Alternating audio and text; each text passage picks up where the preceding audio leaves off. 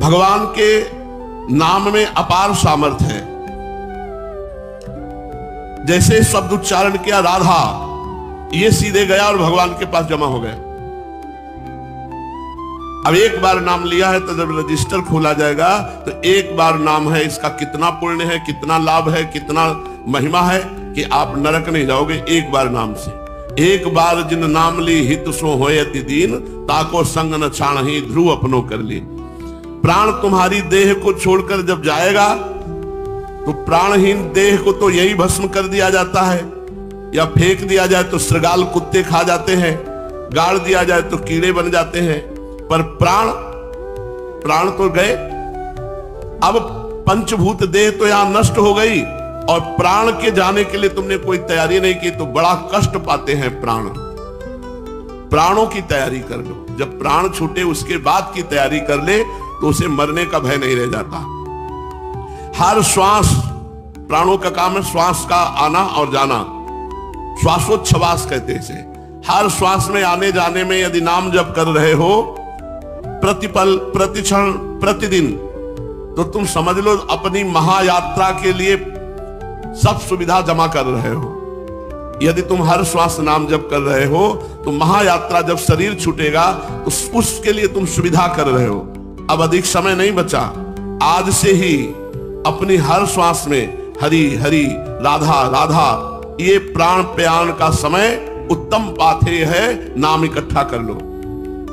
लेकिन समझ में नहीं आता, जो साथ नहीं जाना, जो आगे सुख नहीं मिलेगा, तुम्हारी इस कमाई का यही रह जाएगा, उसमें तो जी जान लगाए हुए हो, लेकिन जो तुम्हें आखिरी में सुख प्रदान करेगा उसके लिए तुम शांत हो, उसके लिए कोई उपाय नहीं कर रहे। ये तुम्हारा सब सामान, तुम्हारे स्वजन संबंधी, तुम्हारे स्त्री पुत्र, तुम्हारा घर द्वार, ये कुछ भी अंतिम समय काम नहीं आएगा। भगवत नाम अंतिम श्वास के बाद तुम्हारा काम शुरू करेगा। भगवान नाम महासुख प्रदान करेगा, यात्रा बड़ी सुखमयी होगी और लक्ष्य भगवत प्राप्ति निश्चित प्राप्त हो जाएगा यदि नाम जप कर रहे हो। शरीर छूटने के बाद तुम्हारा कोई साथी नहीं, कोई संपत्ति नहीं, कोई घर नहीं, कोई मित्र नहीं, केवल नाम ही तुम्हारा मित्र होगा। अब यार मेरी बात मान जाओ, चुप मत बैठो, नाम ले लो। हम तुम्हें पुराण, सांख्य, उपनिषद, वेद, वेदांत सब शास्त्रों से पुष्टि करके बताया। बाबा कह रहे हैं सीताराम दास जी महाराज, अब तो नाम जप कर लो यार, अब तो नाम को पकड़ लो। एक रास्ता पकड़ लो कि आज से मुझे केवल नाम जप करना है। बहुत शास्त्रों का ज्ञान है, नाम जप नहीं तो बेकार है। बहुत सत्संग सुन रहे हो, भजन में प्रीति नहीं हो रही तो सत्संग का लाभ क्या मिल रहा है? शास्त्र अनंत है, कहां तक पढ़ोगे? मार्ग अनंत है, कितना जानकारी लोगे?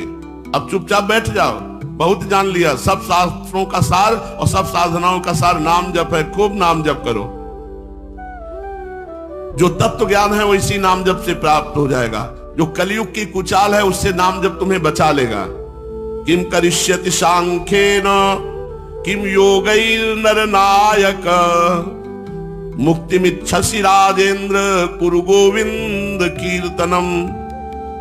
सांख्य शास्त्र को खूब ज्ञाता हो, उससे क्या हो जाएगा? किम प्रयोजनम किम करिष्यति, हमारा क्या प्रयोजन है? ज्ञान तो हो गया, भजन नहीं हो रहा तो ज्ञान किस काम का? प्रबल अभिलाषा नाम जप की करो। मुक्ति प्रार्थना करके तुम्हें वरण करना चाहिए, हाथ जोड़कर मुक्ति आ जाएगी यदि नाम जप कर रहे हो। यदि तुमने सगुण दर्शन की इच्छा की तो नाम जप करो, प्राण छूटने के समय तक भगवान के दर्शन हो जाएंगे। उबो मत, खूब नाम जप करो, प्राण छूटते छूटते भगवान का साक्षात्कार हो जाएगा। नाम इस कलयुग में सर्वश्रेष्ठ साधन है, ये तो मैंने कई बार बताया। देखो तत्क्षण मैंने नाम लेना प्रारंभ कर दिया तो हमारा उपदेश करना सार्थक हो जाएगा। आज से तुमने नाम महिमा सुनी, आज से खूब नाम जप करो, हर क्षण नाम जप करो तो हमारा सत्संग करना सफल हो जाएगा। संसार को अगर कोई उद्धार कर सकता है, प्रकाशित कर सकता है तो भगवान का नाम। हे प्रीतम, संसार में रोग, शोक, दुख, नाना प्रकार के सब प्रपंच भरा हुआ है। तुम केवल उच्चारण करो भगवान का नाम, इस सबसे दूर हो जाओगे। संसार ऐसा नहीं है जैसा तुम देख रहे हो। संसार बहुत सुंदर है, भगवान का स्वरूप है, लेकिन नाम जप करोगे तब ये अनुभव में आएगा। भवरोगी निरंतर नाम जप करने का प्रयास करे तो रोग से मुक्त हो जाए। प्रलाप करने से कुछ नहीं होना कि मैं दुखी हूं, मैं बहुत परेशान हूं, मैं ऐसा। बस मेरी आखिरी प्रार्थना है, रुपया, मान सम्मान, सफलता, विजय, स्वास्थ्य और आज्ञाकारी नौकर सब कुछ मिल गया है तुम्हें, पर नाम जप नहीं तो सब बेकार हो जाएगा तुम्हारा।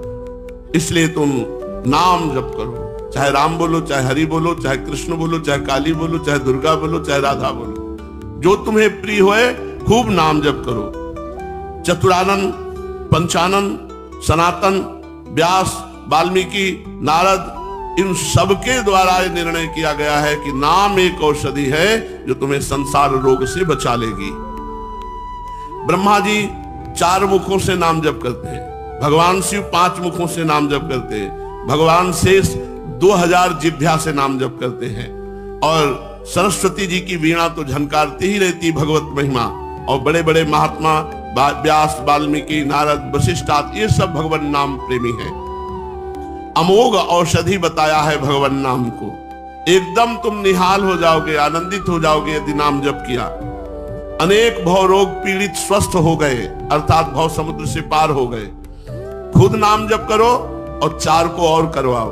जो तुम्हारे रिश्ते नातेदार हैं, पुत्र आदि हैं, परिवार के जन, उनको प्रेरणा करो, प्यार से प्रेरणा करो, शास्त्र सम्मत प्रेरणा करो कि वो भी नाम जप करें। आप जप करो और दूसरों से जप कराओ तो बहुत जल्दी तुम्हारा मंगल हो जाएगा। चलते हैं श्रीमद् भागवत महापुराण। भगवान श्री कृष्णचंद्र जी से उद्धव जी प्रश्न करते हैं और भगवान उपदेश देते हैं। भगवान श्री कृष्णचंद्र जी कहते हैं, प्रिय उद्धव, सतोगुण, रजोगुण, तमोगुण ये तीनों प्रकृति के गुण हैं, आत्मा के नहीं। सत्वगुण के द्वारा रज और तम इन 2 गुणों पर विजय प्राप्त कर लेनी चाहिए। तदनंतर सत्वगुण की शांत वृत्ति के द्वारा उसकी दया आदि वृत्तियों को भी शांत कर देना चाहिए। जब सत्वगुण की वृद्धि होती है तभी जीव को मेरे भक्ति रूप स्वधर्म की प्राप्ति होती है। निरंतर सतोगुणी वस्तुओं का सेवन करने से सतोगुण की वृद्धि होती है। सतोगुण के द्वारा रजोगुण तमोगुण को नाश कर दो। सतोगुण से ही भगवान की भक्ति होती है और सतोगुण वस्तुओं का सेवन करने से सतोगुण होता है। भोजन अल्पाहार और ज्यादा पकवान और ये सब रजोगुणी भोजन हो जाएगा। थोड़ा भोजन पाओ, सात्विक भोजन, सात्विक जल, सात्विक ग्रंथ, सात्विक चिंतन, सात्विक संग, तो सतोगुण बढ़ेगा। अगर राजसिक तामसिक है तो रजोगुण तमोगुण बढ़ेगा। जब सतोगुण बढ़ता है तो मेरे भक्ति रूप स्वधर्म में प्रवृत्ति होने लगती है। जिस धर्म के पालन से सतोगुण की वृद्धि हो वही सबसे श्रेष्ठ है। धर्म रजोगुण और तमोगुण को जो नष्ट कर दे, और जब तमोगुण रजोगुण नष्ट हो जाता है तो अधर्म उसके शरीर से नहीं होता। अधर्म होता है रजोगुण तमोगुण से। सतोगुणी महापुरुषों के शरीर से कभी अधर्म पापाचरण नहीं होता। शास्त्र, जल, आसपास का वातावरण, समय, देश, कर्म, जन्म, ध्यान, मंत्र, संस्कार, ये अगर सात्विक हो तो बहुत जल्दी सतोगुण आ जाए।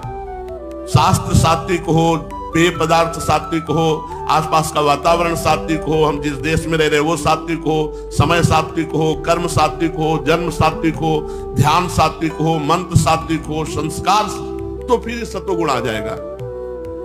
अगर रजोगुणी है तो फिर भोग वासना, तमोगुणी है तो निद्रा, आलस्य, प्रमाद। इनमें से शास्त्रज्ञ महात्मा जिनकी प्रशंसा करते हैं वे सात्विक है, और महात्मा जन जिनको रोकते हैं वे राजसिक तामसिक है। जब तक अपनी आत्मा का साक्षात्कार न हो जाए, स्थूल सूक्ष्म कारण शरीर से वैराग्य न हो जाए, तब तक उपासक को चाहिए कि सतोगुण वृद्धि के लिए सात्विक शास्त्र और भोजन आदि का सेवन करे, क्योंकि उससे धर्म की वृद्धि होती है और धर्म की वृद्धि से अंतःकरण शुद्ध होता है और अंतःकरण शुद्ध होने से आत्मज्ञान होता है। जैसे बांसों की रगड़ से आग पैदा होती है और सारे वन को जलाकर शांत हो जाती है, वैसे ही ये शरीर गुणों के वैषम्य से उत्पन्न हुआ है। विचार द्वारा मंथन करने पर इसमें ज्ञानाग्नि प्रज्वलित होती है और समस्त शरीर के गुणों को भस्म करके स्वयं शांत हो जाती है। उद्धव जी ने कहा, भगवान प्रायः मनुष्य जितने भी हैं वो इस बात को जानते हैं कि विषय भोग विपत्तियों का घर है, फिर भी वे कुत्ते, गधे और बकरे के समान दुख सहन करके भी उन्हीं विषयों को भोगते रहते। इसका क्या कारण है? भगवान श्री कृष्ण ने कहा, प्रिय उद्धव, ये भोगना इसलिए होता है कि अज्ञानवश अपने को जीव मान लिया, अपने को शरीर मान लिया। इसलिए जीव जब अज्ञानवश अपने स्वरूप को भूलकर हृदय से सूक्ष्म स्थूल आदि शरीरों में अहंकार कर बैठता है, जो कि सर्वथा भ्रम है, तब उसका सत्व प्रधान मन घोर रजोगुण की ओर झुक जाता है, उससे व्याप्त हो जाता है। बस जहां मन में रजोगुण की प्रधानता हुई कि उसमें संकल्प विकल्पों का तांता बंध जाता है, अब वो विषयों का चिंतन करने लगता है और अपनी दुर्बुद्धि के कारण काम के फंदे में फंस जाता है, जिससे फिर छुटकारा होना बहुत कठिन होता है। ये काम वासना इतनी बुरी है कि आदमी को एक बार फंसा ले तो फिर निकल पाना बहुत कठिन होता है। अब वो जो कर्म करता है वो कामना के वशीभूत होकर करता है, इंद्रियों के अधीन हो गया, जबकि ये जानता है कि मैं जो कर्म कर रहा हूं उसका फल दुख मिलेगा, क्योंकि पापाचरण का फल दुख है। पर वो रजोगुण से इतना मोहित होता है कि वो जानबूझ करके भी अपने को नहीं बचा पाता और काम क्रीड़ा में काम की वेदना से युक्त होकर वो पापाचरण करता है। यद्यपि ये बात तो कभी कभी विवेकी पुरुषों में भी जागृत हो जाती है, काम आदि की भावना, पर वो रजोगुण और तमोगुण के वेग से विक्षिप्त नहीं होते, उनकी दोष दृष्टि बनी रहती है। इसलिए बड़ी सावधानी से अपने चित्त को एकाग्र करके अपने को बचा लेते हैं। काम आदि की भावना तो विवेकी पुरुषों के अंदर भी आ जाती है, पर उनकी दोष दृष्टि बनी रहती है, इसलिए वो विवेक के द्वारा अपने आप को बचा लेते हैं। साधक को चाहिए कि आसन पर बैठने का अभ्यास जरूर करे, बहुत जरूरी है आसनों पर बैठना। इससे इंद्रिय और मन निग्रह में बड़ी सहायता मिलती है। जिनका शरीर स्वस्थ है, जवान है, आसन में बैठना सीखो। मेरुदंड सीधी, जवान हो, ब्रह्मचारी हो, साधक हो, बिल्कुल सीधे। सुखासन में बैठो तो सीधे, पद्मासन और सिद्धासन में तो सीधे ही बैठा जाता है। भगवान आदेश कर रहे हैं कि काम विजय प्राप्त करने के लिए साधक को आसन पर बैठना चाहिए। कुछ घंटों का तो नियम ले लेना चाहिए कि आसन पर व्यतीत करेंगे, नाम जप मंत्र जप करते हुए, चाहे पद्मासन लगाओ, चाहे सिद्धासन लगाओ, चाहे सुखासन, और प्राणवायु पर विजय प्राप्त करें। अल्पाहार और प्राण संयम, 2-3 प्राणायाम तो बताए ही थे, बाह्य कुंभक, आंतरिक कुंभक, रेचक, पूरक कुंभक। साधक को चाहिए कि आसन पर बैठना सीधी मेरुदंड से, और वायु को जीते, प्राणवायु। इससे बहुत लाभ मिलता है, एक नशा चढ़ता है मंत्र जप का। 90 प्राणायाम करते थे, 90 पसीना पसीना ऐसी सर्दी में हो जाते थे, और एकदम शाय मचता था दिमाग में, मंत्र की एकदम धूम मचती थी। उसे करना चाहिए 10-15-20 मिनट प्राणायाम। हम तो ललचाते हैं, बैठने को ही नहीं मिलता, किडनी के कारण बहुत देर नहीं बैठ सकते। 10 मिनट बैठो, फिर थोड़ा टहलो, फिर बैठो, फिर लेटो। ऐसे तुम्हारा सौभाग्य है कि तुम 2 घंटे 3 घंटे एक आसन पर बैठ सकते हो, अपनी प्राणवायु का संशोधन कर सकते हो। बड़ी सावधानी से आसन में बैठकर प्राणवायु पर विजय प्राप्त करके अपना मन धीरे धीरे मुझ में लगावे। बहुत ध्यान से सुनो। यदि असफलता दिखाई दे तो अभ्यास न छोड़े। असफलता देखकर तनिक ऊबे नहीं, बल्कि और उत्साह के साथ अभ्यास बढ़ावे। प्रिय उद्धव, मेरे शिष्य शनकादि परम ऋषियों ने योग का यही स्वरूप बताया है कि साधक अपने मन को सब ओर से खींचकर विराट आदि में नहीं, साक्षात मुझ में ही पूर्ण रूप से लगा दे। तो उद्धव जी ने कहा कि हे श्री कृष्ण, आपने जिस समय जिस रूप से शनकादि परम ऋषियों को योग का उपदेश किया था, उस रूप को मैं जानना चाहता हूं। भगवान श्री कृष्ण ने कहा, प्रिय उद्धव, सनक सनंदन सनातन सनत कुमार ये परम ऋषि ब्रह्मा जी के मन से प्रकट हुए हैं, मानस पुत्र है सनक सनंदन सनातन सनत कुमार। उन्होंने एक बार अपने पिता ब्रह्मा जी से पूछा, योग की सूक्ष्म और अंतिम सीमा क्या है? योग की सूक्ष्मतम अंतिम सीमा क्या है? सनकादि परम ऋषियों के पूछने में ब्रह्मा जी शांत बैठे रहे। फिर सनकादि ने कहा, प्रभु चित्त गुणों में, विषयों में ही लगा रहता है। बहुत सुंदर बात है, पर अध्यात्म की है। हमारा चित्त सदैव माया के गुणों से प्रभावित है, सत्वगुण, रजोगुण, तमोगुण से, और ये विषयों का ही चिंतन करता रहता है। छोड़ दो, देखो अभी विषय चिंतन करेगा। ये तीनों गुण और विषय चिंतन चित्त की एक एक वृत्ति में समा गए हैं। चित्त और गुण आपस में मिले जुले ही रहते हैं। ऐसी स्थिति में जो पुरुष इस संसार सागर से पार होकर मुक्ति पद प्राप्त करना चाहता है, वो चित्त को विषयों से कैसे अलग करे। भगवान श्री कृष्ण ने कहा, प्रिय उद्धव, यद्यपि ब्रह्मा जी सब देवताओं के शिरोमणि हैं, स्वयंभू हैं और प्राणियों के जन्मदाता हैं, फिर भी सनकादि परम ऋषियों के इस प्रकार पूछने पर वो बहुत ध्यान करते रहे, लेकिन लक्ष्य नहीं जान पाए कि योग का सूक्ष्म और अंतिम स्वरूप क्या है। चित्त विषय में घुसे रहते हैं, विषय ऐसा लगता है कि हटेंगे ही नहीं। तो कोई उपाय है कि चित्त को विषयों से हटाया जा सके? दो प्रश्न हैं। योग की सूक्ष्मतम और अंतिम अवस्था क्या है? और विषय चित्त में ऐसे घुसे हैं कि एक एक वृत्ति विषय में ही है, तो कैसे चित्त को निर्विषय करे? ब्रह्मा जी ने बड़ा ध्यान किया, लेकिन वो प्रश्न ही नहीं समझ पाए। उत्तर की तो बात जाने दो, प्रश्न ही नहीं समझ पाए। क्यों? क्योंकि उनकी बुद्धि संसार में प्रवृत्त थी, कर्म प्रवृत्त थी। कर्म प्रवृत्त होने के कारण वो प्रश्न ही नहीं समझ पाए। जब ब्रह्मा जी प्रश्न का भाव नहीं समझे, उत्तर नहीं दिए, तब ब्रह्मा जी ने भगवान का चिंतन किया। भगवान का चिंतन किया कि हे भगवान, मेरे इन पुत्रों को प्रश्न का उत्तर आप दीजिए। तो उसी समय सभा में देखा एक हंस प्रकट हुआ। ये श्री भगवान ही थे। हंस का रूप धारण करके सामने प्रकट हुए। मुझे देखकर सनकादि ब्रह्मा जी को आगे करके मुझे हंस स्वरूप के पास आए। भगवान श्री कृष्ण उद्धव जी से कह रहे, मेरे चरणों की वंदना की। फिर हाथ जोड़कर ब्रह्मा जी और सनकादि ने पूछा कि आप कौन हैं?